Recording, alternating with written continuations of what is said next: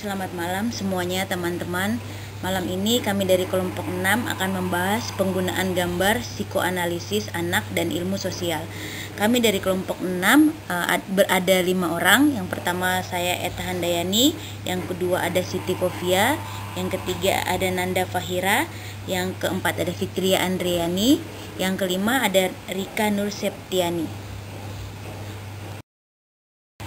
Teori psikoanalitik tidak koheren dan bersatu dalam kerangka tunggal. Ini adalah teori fungsi mental normal dan patologis. Tetapi juga teori terapi Freud disebut teori keseluruhan pikiran metapsikologi. Tapi saat ini kita berbicara tentang psikologi psikoanalitik. Foto, gambar, dan metafora menunjukkan keadaan emosional seseorang. Pikiran jauh lebih baik daripada definisi lisan atau deskripsi. Dalam psikoanalisis, kita memahami gambar, visual, lamunan, impian, karya seni, gejala, dan ciri-ciri karakter sebagai formasi kompromi. Produk-produk ini dianggap sebagai kompromi antara keinginan insting dan semua kekuatan yang menentang kepuasan naluri. Sistem yang terlibat disebut sadar, prasadar, dan tidak sadar.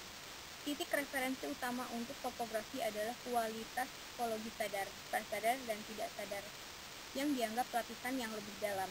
Batas berfungsi sebagai sensor diperkirakan ada antara sistem ini.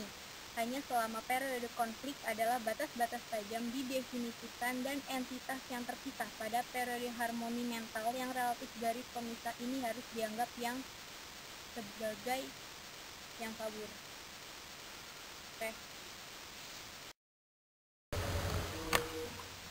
Penafsiran gambar dalam psikoanalis anak. Dalam analisis anak bermain, anak-anak cara mereka menggunakan bahan-bahan dan kebebasan mereka dipahami sebagai komunikasi tentang negara mereka pikirkan, perasaan mereka dalam hubungan dengan analis. Tujuan dari analisis adalah untuk memahami konflik batin, kecemasan, dan keinginan.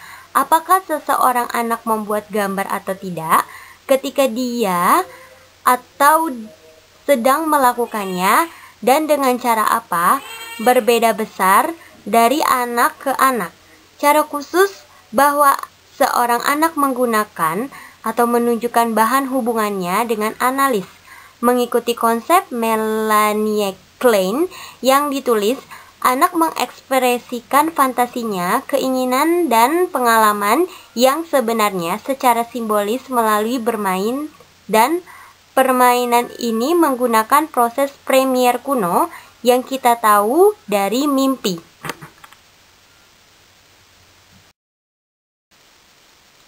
Penggunaan uji gambar proyektif dalam penelitian ilmu sosial.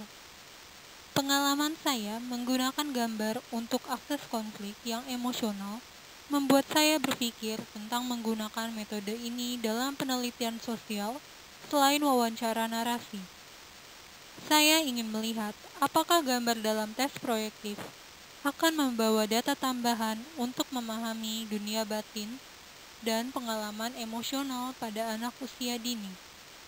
Penerapan metode psikoanalitik ini dalam sebuah proyek penelitian ilmu sosial difokuskan pada identifikasi pola terkait gender dalam pembentukan identitas antara sukses pria karir kontemporer dan wanita.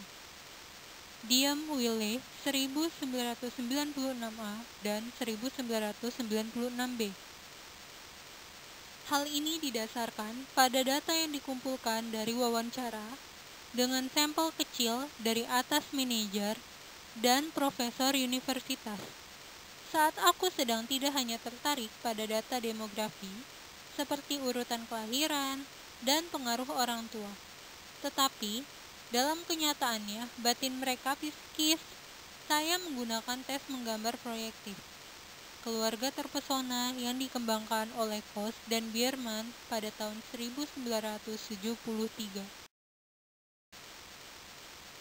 Kesimpulannya, Dalam bab ini telah dijelaskan dan dibahas penggunaan gambar sebagai jalan untuk sadar keinginan dan konflik dalam psikoanalisis anak dan pada tingkat lebih rendah dalam penelitian ilmu sosial.